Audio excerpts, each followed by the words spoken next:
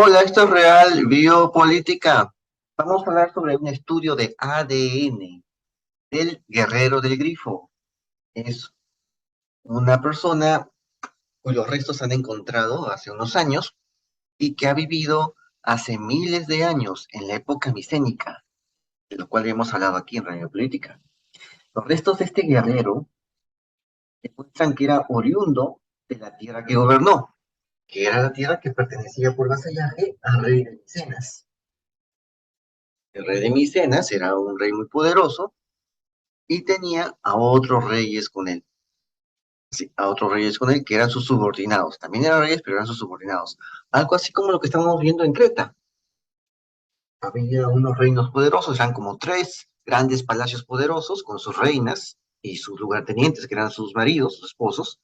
Y aparte había otros pequeños palacios, otros palacios o almacenes chiquitos, que tenían una jerarquía menor. Y en esa jerarquía menor tenían que hacer diplomacia con las damas de la jerarquía mayor. Y por eso vemos esos retratos, esos grabados de mujeres en un ambiente bucólico, es como si estuvieran danzando, estuvieran haciendo una ceremonia, es como si estuvieran divirtiéndose y a la vez dando un mensaje político, diplomático, ¿no? Mientras se están divirtiendo, ¿no? Eso es lo que vemos ahí, ¿no? Parece que lo mismo sucedía aquí en Grecia, en la Grecia continental, solamente que esta vez se daba con hombres. No eran mujeres las que gobernaban, sino eran hombres. Y bueno, este señor era uno de los tantos miembros de un linaje gobernante de una zona que tenía cierto vasallaje al principal rey, que era el rey de Micenas. Bueno, rey de Micenas. Mediante el uso de nuevas herramientas científicas, descubrieron que un líder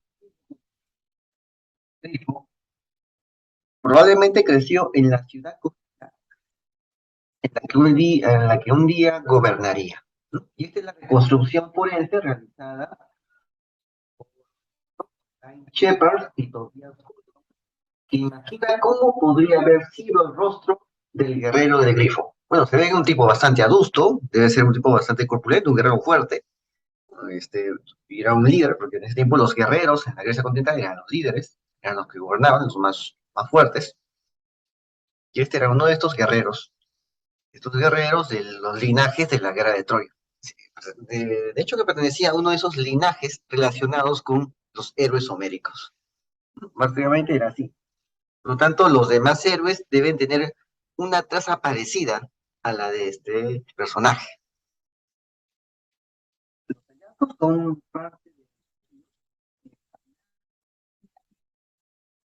uno de esos estudios que vamos a ver aquí en la biopolítica. Cuando vimos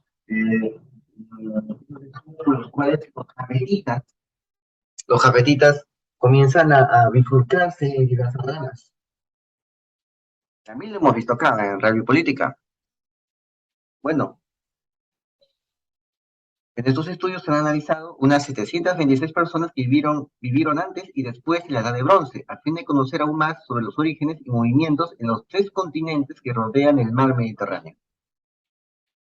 Los artículos demuestran que hace unos 7.000 y 5.000 años, o sea, en el año 5.000 a.C. y 3.000 a.C., personas con ascendencia del Cáucaso, o sea, estos cafetitas, que es una región situada entre los mares Negro y Caspio, se trasladaron al oeste. Sí, se trasladaron al oeste estas personas. Ahí está, acá está. Está el mar Caspio, Cáucaso, aquí está, entre el mar Negro y el mar Caspio, estas personas, estos cafetitas se trasladaron pues al oeste, es decir, por la península de Anatolia, la actual Turquía. Y otro grupo de cafetitas se trasladó hacia el norte. De eso también hemos hablado, de esos dos grupos de cafetitas. Bueno, vemos esos dos grupos de cafetitas, ¿no? Los que se trasladan hasta el oeste y los que van hacia el norte. Esos son los dos grupos de cafetitas. Entonces, luego, hace unos 5.000 años, en el año 3.000 antes de Cristo, la gente de Europa Oriental se esparció por el continente europeo y hacia el oeste de Asia. volviendo al Cáucaso. Ahí lo ves. Estos Yamnaya, esta gente de Europa Oriental, se traslada hacia el, ahí está, ahí está, se traslada hacia el continente europeo. Esa línea de que está arriba, hacia la izquierda, se traslada al continente europeo. Y hacia el oeste de Asia. Ahí está, el oeste de Asia. Ahí está, Altai montanas, ahí está, el oeste de Asia, ¿no? Ahí está, Balcanes, Grecia, al noroeste de Europa, ese es. El otro es al oeste de Asia, la línea que va a la derecha hacia arriba. Esos son al oeste de Asia, al oeste. Ya, ellos se trasladan ahí. Bueno, se trasladan ahí y otro regresa otra vez al Cáucaso.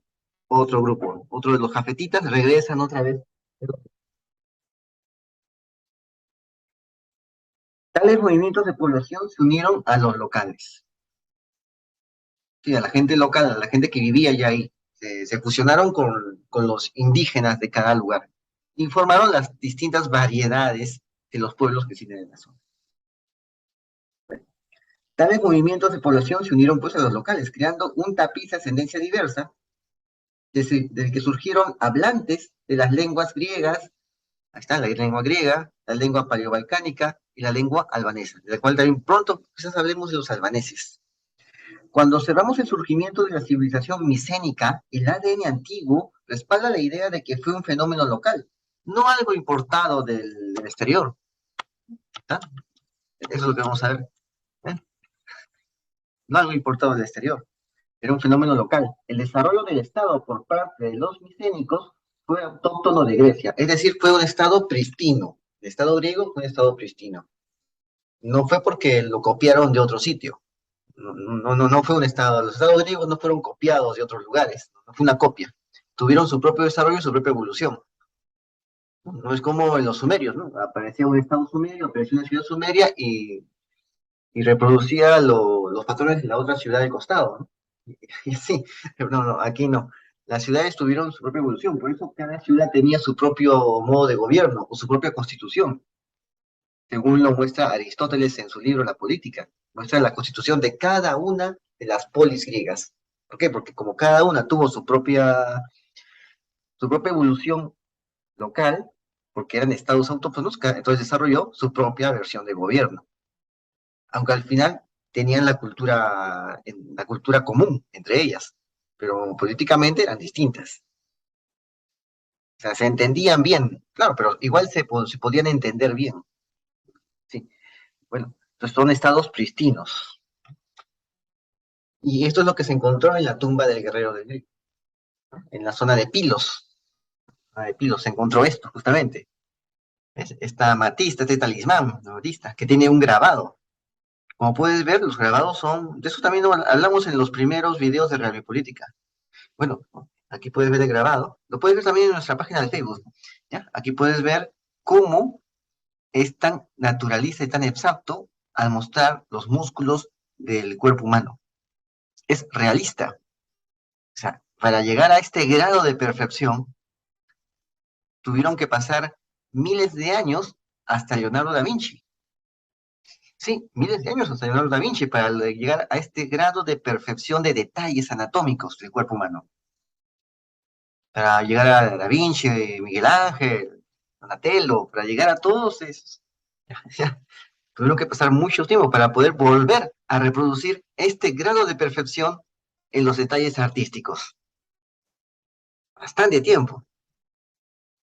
Los demás no lograron ese grado de perfección. Acá puedes ver cómo la persona que hizo esto conoce bastante de anatomía.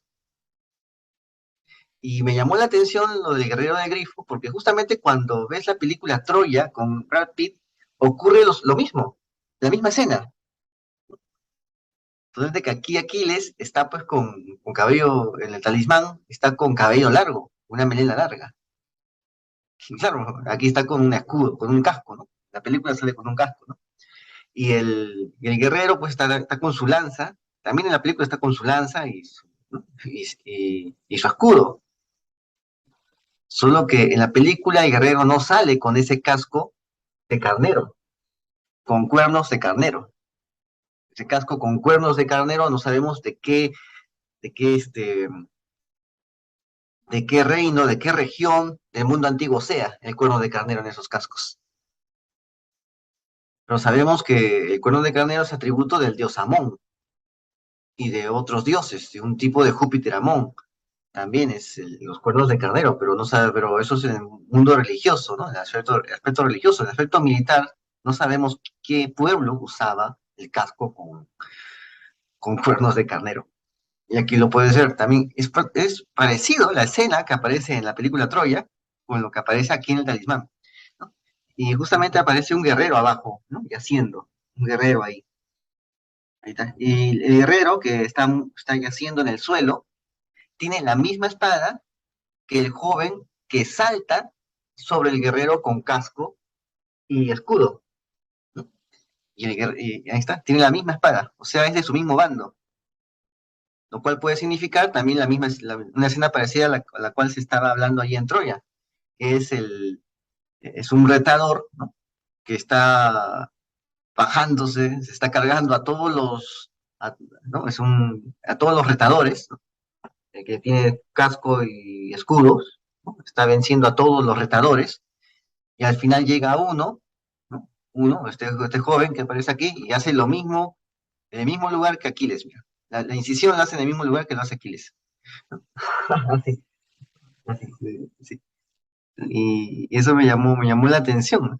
Me llamó la atención, o sea, es alguien que está retando es alguien que está recibiendo retadores en un duelo, ¿no? Y varios están cayendo, ¿no? Al final llega uno, y ese uno no cae, no cae y logra vencer al oponente, ¿no? Ahí está. Ahí lo puedes ver, ¿no? O sea, es interesante, ¿eh? Es interesante cómo se muestra aquí esta escena, ¿no? Yo lo vi, cuando yo vi esto, me dije, un momento, yo vi esto en una película, ¿no? Justamente busqué el fotograma donde aparece lo mismo que aparece en este talismán. De repente el director ha visto el talismán y ha querido reproducirlo, ¿no? Claro, ¿no? Ahí está. Bueno, es una curiosidad, ¿no? Una curiosidad. Bueno, vamos a seguir, vamos a seguir. Sucede que se han encontrado la tumba, es la tumba de este guerrero, se ha encontrado bajo un olivar en Pilos. Pilos lo vas a ver aquí donde dice Elis, voy a señalar con el cursor. Ahí está, Elis, ahí está Elis. Abajo de Elis, en la parte verde, aquí está, al sur, la parte baja al sur, donde dice Mesenia, ahí dice Pilos. Ya, esa es la ciudad en la cual en la cual estamos refiriendo, en la cual se encontró todo esto, todo lo que te estoy mostrando aquí, ¿no? Este de aquí, el guerrero, ¿no? Y su talismán, ¿no?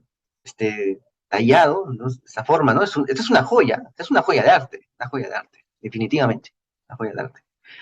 Bueno, entonces, acá lo puedes ver, ¿no? Este es Pilos, ahí aparece Pilos, allí por donde está Esfacteria, ahí está, puedes señalar con el cursor Pilos, ahí está Pilos, la parte verde, donde dice Mesenia, ahí está. Al costado está la Laconia, ¿no? Con Esparta, ahí está, Laconia con Esparta, ¿no? Ahí está, esa es la Laconia. Y cerca de ahí, entre la Laconia, la Mesenia y la Arcadia, ahí hay montañas, hay ríos, ¿no?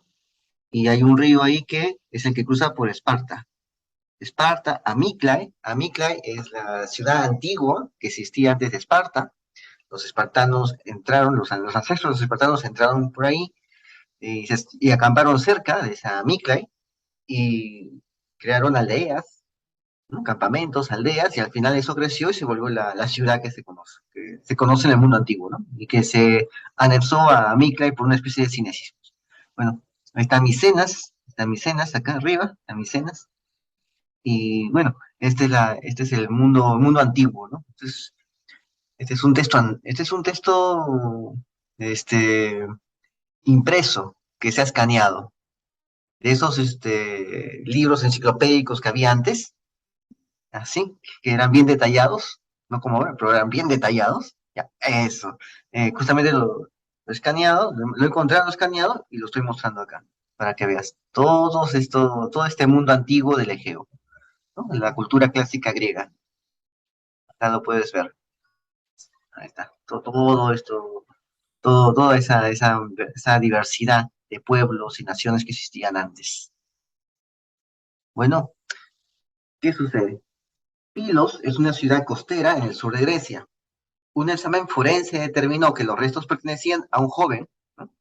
Acá es un joven de 30 a 35 años, que provenía de una evidente familia acaudalada.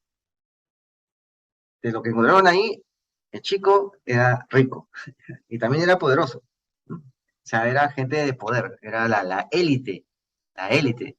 Y justamente es la misma élite que aparece como los héroes homéricos. Él pertenecía a esa élite, ese guerrero al cual encontraron allí en sus restos, ¿no? Su tumba contenía armas, armaduras, obras de arte preciosas, como la que les estoy mostrando acá, y hay más obras de arte todavía, hay más, este solamente es una muestra, esta es una muestra nada más, en verdad hay más, así, obras de arte, pero que eran preciosas, no era una simple obra de arte, como puedes ver acá, era una obra de arte preciosa. Incluidas, también encontraron una placa de marfil adornada con la imagen del grifo mitológico, mitad águila, mitad león, y que le dio al guerrero, pues, apodo. Por eso lo llamaron guerrero del grifo, por, por ese artefacto, por ese adorno que encontraron ahí, ¿no? Y también encontraron ahí esto que estás viendo acá, toros. Sabemos que en Creta se adoraba al toro y que esa adoración al toro que venía de Creta, a su vez había venido del Medio Oriente, ¿no? De la Gusana, de un río que está por Arán, por donde estaba Gobekli Tepe, ¿no? Del cual ya hemos hablado aquí.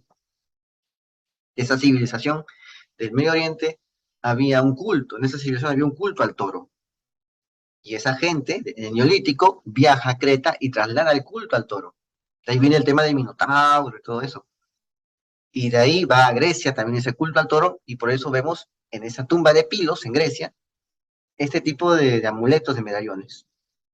Está perfectamente hecho. Esta es una obra de arte, como puedes ver, una obra de arte, perfectamente hecho.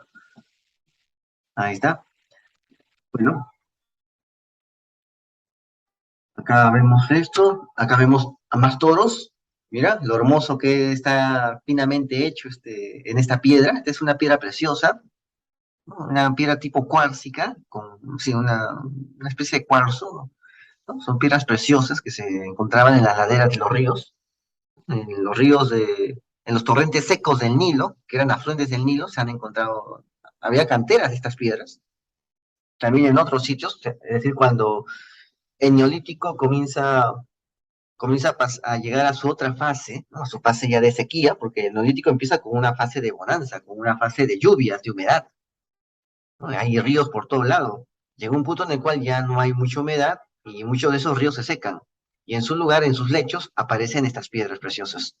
Y las civilizaciones que surgen después usan estas piedras preciosas para trabajarlas y darle el valor artístico que estás viendo aquí, que es excelente. Bueno, sucede que ahí en ese lugar, en Pilos, desenterraron el palacio del rey Néstor. Es una figura mencionada por Homero en sus poemas épicos.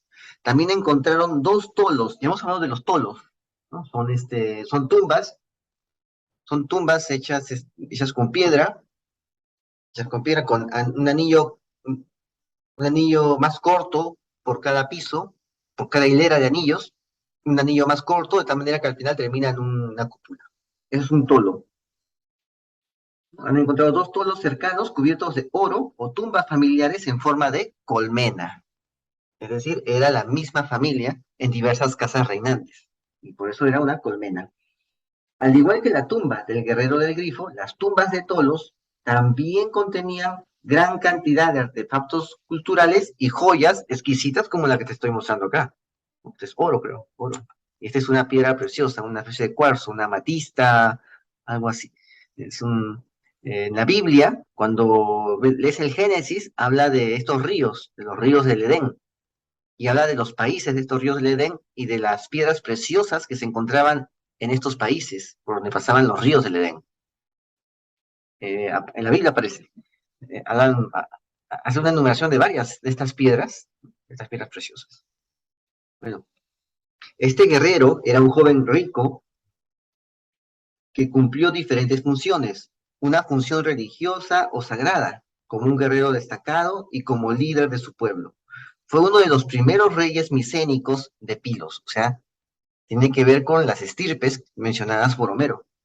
Hasta entonces había habido familias aristocráticas en competencia, lo que explica por qué había múltiples tumbas, o sea, tolos, porque había varias familias aristocráticas en competencia. Y pronto vamos a ver qué nos dice la historia respecto a esto, qué nos dice la leyenda y cómo se compulsa con lo que se está encontrando acá. Tumbas con bastantes familias aristocráticas que están compitiendo por el poder. ¿Por qué tantas familias?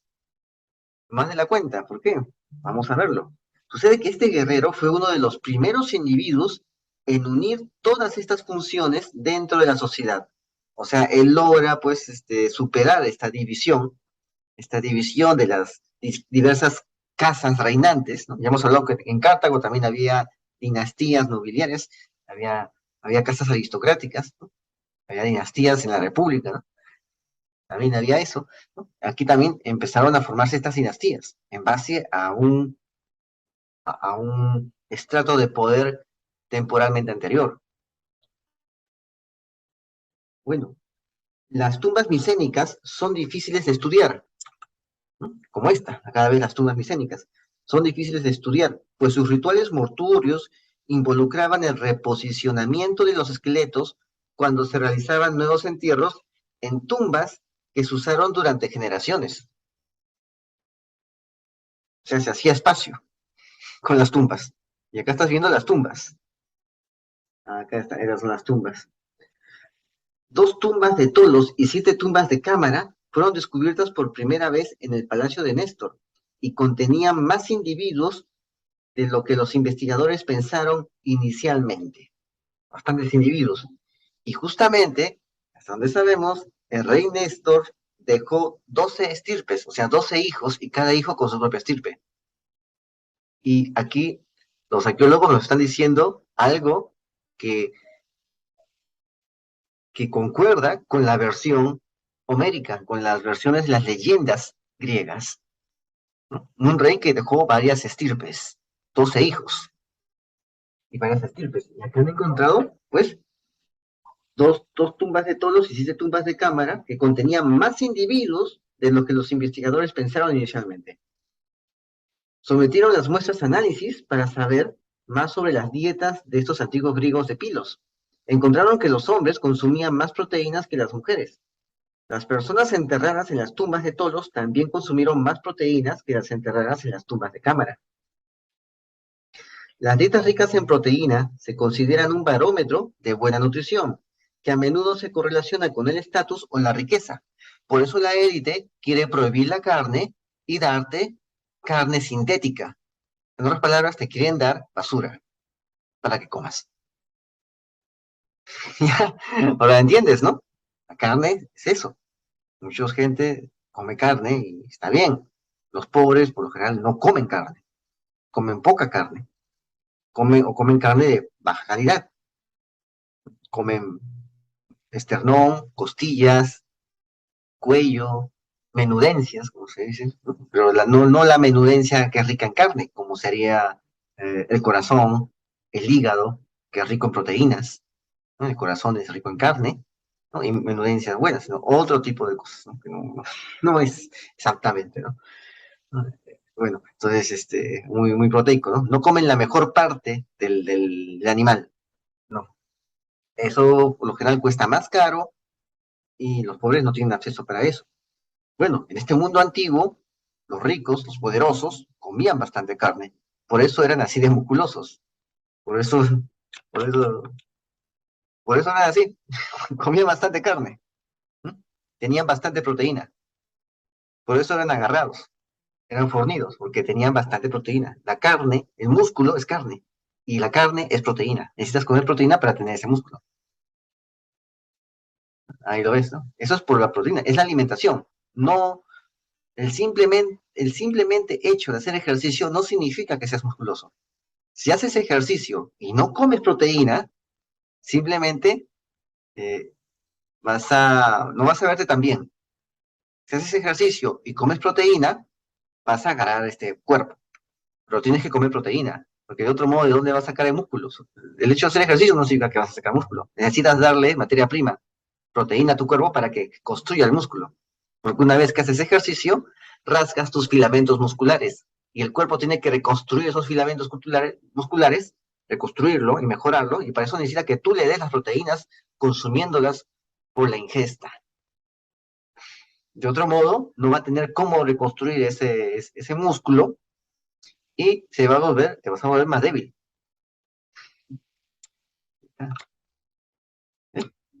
Bueno, entonces, prosigamos. Estos hallazgos se corresponden con lo que sabemos sobre los antiguos rituales griegos. Por ejemplo, está documentada la participación de hombres en las fiestas donde se consumía carne, pero la participación de las mujeres pudo haber sido mucho menos frecuente.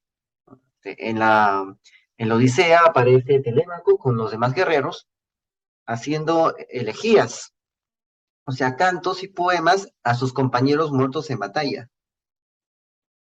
Es así. Y su mamá, ¿no? Penélope, los ve y trata de burlarse de eso, ¿no? De que hombres haciendo poesía, ¿no? Pero ella no se da cuenta, ella no entiende, ¿no? O sea, algunas feminazis pues lo ven como si Telémaco estuviera reprochando a su madre, estuviera siendo machista con su madre, ¿no? No estaba siendo machista, simplemente le estaba pidiendo que por favor tenga algo de empatía, porque ellos estaban haciendo elegías a sus compañeros de guerra que habían muerto en combate, por eso estaban haciendo esos cantos. Así se quitaban todo el estrés de estar en esas batallas que no eran nada agradables. Nadie quería ir a la guerra, ni ahora, ni en ese tiempo. Nadie quería ir a la guerra. nadie, nadie quería, porque ya sabían lo que iba a pasar. ¿Mm? Si no regresabas, igual regresabas, pero y si regresabas, ya no eras el mismo. Llegabas todo traumado. ya, todo traumado llegabas. O sea, ya no llegabas siendo el mismo. O solamente había dos opciones. Morías en la batalla y no regresabas a tu casa, o sobrevivías en la batalla y regresabas a tu casa, pero ya no volvías a ser el mismo de antes, el mismo que la gente vio partir. Sabía muy bien que eso iba a pasar, por eso la batalla, la guerra era algo que se evitaba en esos tiempos. Solamente era cuando no quedaba de otra. Es así, o sea, no es gente que le encante pelear, ¿no? El humano no es así, porque saben lo que eso significa, pero ahí no, nunca falta aquel que quiere más poder y arrastra a todos los demás a que no les quede de otra. O sea, nunca falta, ¿no? Entonces, la participación de las mujeres pudo haber sido mucho menos frecuentes en estos ritos funerarios, tal como lo vemos en la Odisea, en el episodio de Telémaco y los rituales fúnebres, las elegías que hacían ahí. Nosotros estamos realmente interesados en las relaciones que mantenían las personas enterradas en las tumbas de Pilos y la población en general. Y el ADN antiguo es la única forma de establecer esas relaciones, dice Stoker, que es justamente el investigador que hizo el estudio del ADN, el análisis del ADN. Bueno, el ADN antiguo también ha respaldado lo que los expertos han sospechado todo el tiempo. Este guerrero del grifo, era oriundo de la región que luego gobernaría. La nueva evidencia refuta la sugerencia de que él era un invasor o un extraño. No era un invasor, era un rey de esa zona, o era un miembro de la familia reinante de esa zona. Era uno más de ese pueblo, pero que era el gobernante de ese pueblo. Bueno, sabemos pues que la Ilíada de Odiseo, la Ilíada de Homero, se basa en hechos históricos. ¿Sí? Se basa en hechos históricos, incluido el saqueo de Troya durante la llamada Guerra de Troya. Se basa en hechos históricos. Y justamente también la historia de las leyendas griegas hablan de un Néstor, un rey Néstor, que tenía pues una descendencia tremenda, o provenía también de una descendencia tremenda, ¿no? Y que recibió la furia, los Nestóridas, esta dinastía, recibió la furia de los Heráclidas, de Heracles y de los Heráclidas que vinieron después. Estos trabajos se hicieron en Pilos, en esa ciudad llamada Pilos, en 1939 también hubo un trabajo en Pilos, un trabajo arqueológico. Se encontraron más de 1.200 tablillas de arcilla con algunas de las primeras escrituras europeas conocidas que datan del año 1250 a.C. Aquí ves esas tablillas. Estas son las tablillas que se han encontrado en Pilos. Ahí ves un tipo muy antiguo de escritura. Ahí está. Ahí está. Un tipo muy antiguo de escritura. Bueno, vamos a ver acá. Esa es la tumba, ¿ves? Están excavándola, así, estrato por estrato, hasta llegar a... Este es el Palacio de Néstor, Palacio de Néstor. Ahí está. Ahí están excavando el Palacio de Néstor. Y al otro lado es una representación del arte griego, en la cual está ahí el anciano Néstor, que es el señor que tiene su cabello blanco y su barba. Ahí está. Y alrededor de él están sus hijos. ¿Ya? Y ahí hay una pira, una especie de sobresaliente, ¿no? De bloque, hay un bloque parece que es de piedra, ¿no? Con adornos griegos en la parte superior. Ese es un altar, es un altar, y ahí Néstor, junto con sus hijos, están ofreciendo ¿cómo se llama? Una ofrenda, un sacrificio ahí ves las llamas, ¿no? Que están quemando ahí, ¿no? Están ofreciendo un sacrificio a los dioses. Creo que debe ser Poseidón o Apolo, ¿no? Que hubo un problema ahí con Apolo, y con el templo de Apolo, ¿no? Para aplacarlo, le hicieron, ¿no? O también pudo haber sido Poseidón, que era el dios de los mares, para que no les haga problemas al navegar de regreso a su hogar. Néstor fue uno de los pocos que actuó con decencia, ¿no? De los pocos guerreros homéricos, de la guerra de Troya, de griegos, troyanos, pero griegos homéricos, que actuó con decencia, con cierta dignidad. Fue uno de los pocos. Por eso los dioses le permitieron regresar en calma a su reino. Porque los demás líderes aqueos era gente muy pérfida, no eran exactamente varones con virtudes viriles, no era exactamente eso, era gente muy traicionera, hacían denuncias falsas entre ellos, ¿no? Complotaban entre ellos también, así, eran cómplices de injusticias entre ellos contra inocentes, y justamente eso fue lo que les causó la ruina después, ¿sí? Había uno que era más decente de todos, se llama Palántedes, más decente de todos, y le hicieron una denuncia falsa y le sembraron pruebas falsas, y, y todos sabían que esas pruebas eran falsas, pero decidieron pues hacer contubernio en común, sabiendo que esas pruebas eran falsas, y lo mataron a Palamedes. Eso es lo que hicieron, ¿no? Pero sucede también muchas veces aquí, en muchos países, ¿no? Los pueblos se vuelven cómplices de las mentiras sobre algunas personas. Deciden eso, ¿no? Pero al final termina mal. Igual como estos guerreros troyanos que terminaron mal. Porque el papá de Palámedes fue a exigir justicia, y se hicieron los desentendidos, se hicieron los que no sabían nada, se hicieron los locos. Así. Después de haber causado esa injusticia contra Palámedes, de matarlo en base a pruebas falsas, que ellos sabían que era falso porque ellos mismos las habían sembrado. Ellos mismos habían visto cómo se sembraban esas pruebas falsas. Y aún así, se hicieron los cómplices, guardaron silencio y hicieron los que no vieron nada. Porque había uno que tenía más integridad que todos ahí. Entonces, al final, pues este papá de Palámedes se dio cuenta de la clase de gente que eran, y fue pues a las distintas cortes reales del mundo micénico, de los griegos, y comenzó a explicarles a sus esposas, a todos ellos, lo que estaban haciendo ahí, ¿no? Que muchos estaban adulterando ahí en Troya, ¿no? Así comentó, ¿no? Y también los esperó, el papá, los esperó en las costas a algunos de ellos, ¿no? Y ahí fue donde los ultimó a muchos, ¿no? griego, ¿no? O sea, no les fue nada bien, ¿no? Por eso. Pero que aquí Néstor, pues, fue uno de los pocos íntegros que había ahí, y dio sacrificios a los dioses y los dioses le permitieron, ¿no? Porque él no los había ofendido, ¿no? O sea, o sea, no van a entrar a un reino, ya está bien, entran a un reino, lo conquistan, pero no por eso van a destruir los templos, ni van a este, profanar templos. ¿Entiendes? Ahí está, no van a profanar templos de dioses, ¿no? Si hacen eso, entonces los dioses se van a molestar, pero parece que no les importaba mucho eso a los saqueos. Y al final, pues pasó lo que pasó. Bueno, es parte de una leyenda mural, ¿no? De ahí, ¿no? Bueno, aquí están las excavaciones que se hicieron hace mucho tiempo, hace muchas décadas. Ahí. Bueno, aquí está, es un mapa que hicieron del templo, perdón, del palacio de Néstor.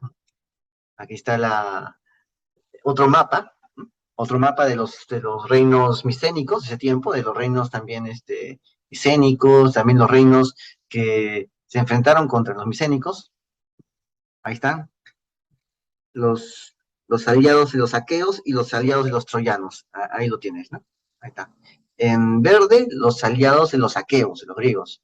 Y en amarillo, los aliados de los troyanos. Como verás, todos están de un lado, ¿no? En el lado oeste un grupo, y en el lado este otro grupo. No puedes verlo acá. Ahí está, ahí lo puedes ver, ¿ves? Este es un mapa bastante detallado, ¿eh? Bastante detallado. Tengo ahí un libro, una odisea, sí, tengo ahí una odisea que tiene también un mapa ahí. Quizás algún día lo escanee y lo ponga acá, para que lo veamos, ¿no? Pero aquí, este es el mapa también más detallado que vi en base a los héroes de, de los poemas homéricos, ¿no? En base a esos héroes han hecho acá un mapa también. Ya, ahí lo tienes, ¿ves? Ahí está Idomeneo en Creta, ¿no? Hemos hablado de Creta cuando fue conquistado por los micénicos, hemos hablado de eso, ¿no? Acá está Pilos, ahí está Néstor, Antíloco, Trasímedes, ahí está Pilos, ahí lo puedes ver acá, voy a señalar con el cursor, ¿no? Ahí está el reino de Pilos, ¿no? De donde es Néstor, ¿no? Ahí está el guerrero del grifo, ¿no? Bueno, y acá podemos hablar de esto, ¿no? De dos reyes, el rey Neleo y el rey Néstor. Neleo es el fundador de la ciudad de Pilos, justamente de donde vendría este guerrero del grifo del cual estamos hablando acá. Bueno, acá está, era este Neleo, ¿no? Acá está, Neleo se dirigió a Mesenia, en una zona llamada Arene, fue recibido por su primo, que reinaba ahí, y le cedió tierras en la costa. Entonces él funda la ciudad de Pilos en esas tierras que le cedió su primo. Y dicen que tuvo 12 hijos: Tauro, Asterio, Pilaón, Deimaco, Euribio, Epilao, Fracio, Eurímedes, Evágoras, Alastor, Néstor y Periclemo. O sea, tuvo 12 hijos. Y ya hemos visto cómo han encontrado infinidad de familias reinantes ahí en el palacio de Néstor. Quizás sean los descendientes, las estirpes que descienden de Neleo y que se están enfrentando entre sí por el poder, porque al ser descendiente de él, también tenían derecho a una cuota de poder, ¿no? Y este guerrero del grifo es aquel que logra unificar todo esto y logra concentrar el poder y reinar.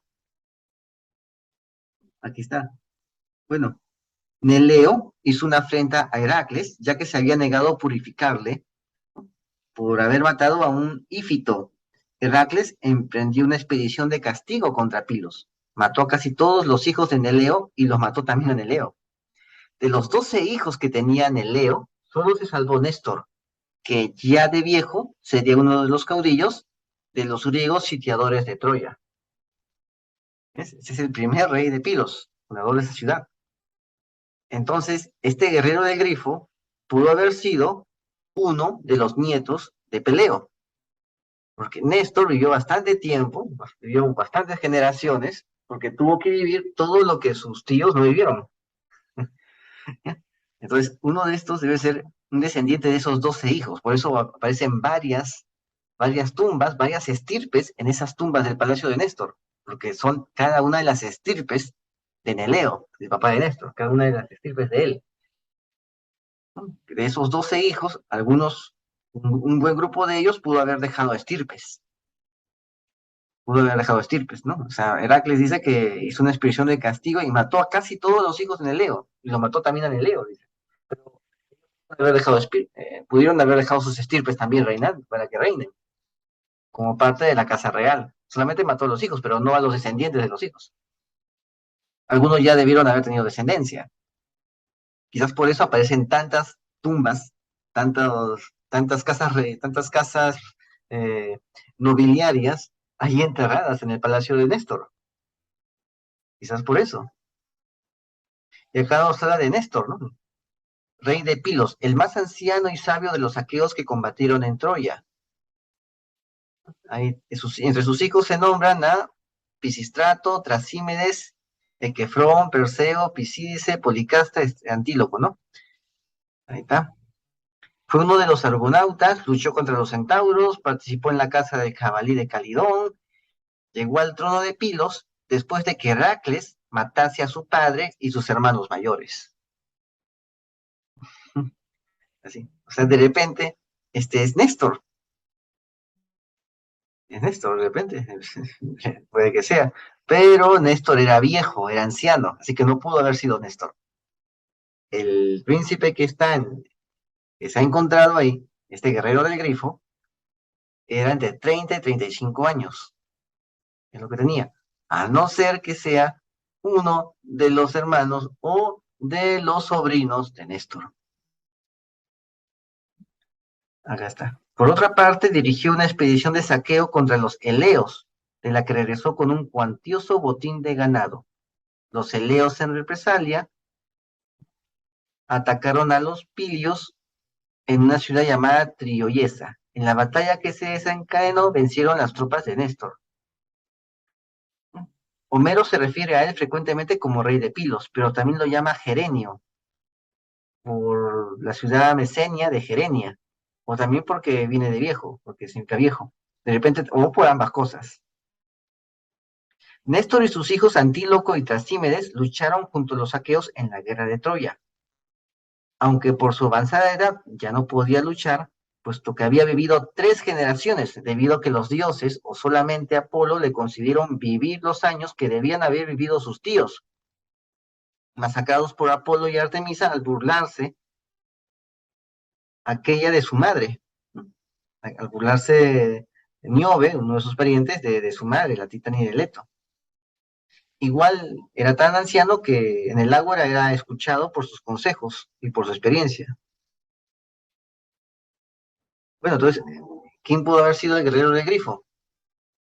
Un miembro de esas tantas estirpes de Neleo, de uno de los, un miembro de una de esas 12 estirpes de Neleo, que de seguro gobernó ahí, gobernó en Pilos y tuvo que ver también con Neleo, sí, tuvo que ver con él.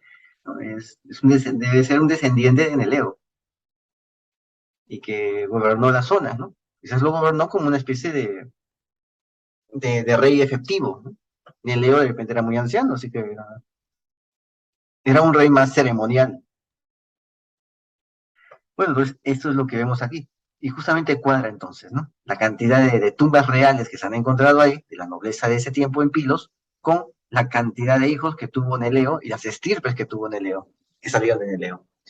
Bueno, esto fue Review Política. Suscríbete, comenta y comparte, hazlo viral y no te olvides, la verdad está a la vista. Saludos.